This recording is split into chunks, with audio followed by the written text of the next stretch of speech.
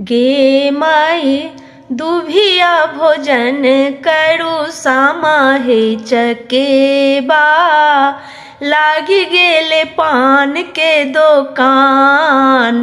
गे माई दुभिया भोजन करू सामाहे चकेबा, लागी गेले पान के दुकान।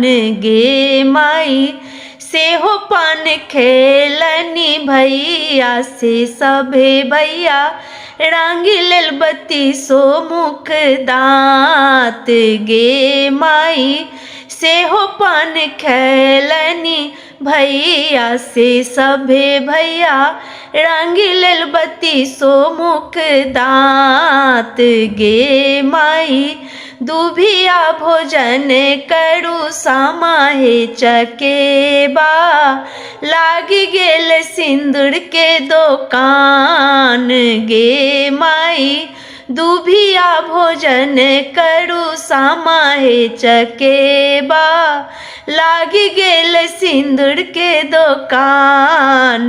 गे माई सेहो सिंदूर पहिरथु भौजो से सभे भौजो, जुग जुग बढ़नु एही बात। गे माई सेहो सिंदूर पहिरथु भौजो से सभे भौजो, जुग जुग बढ़नु एही बात।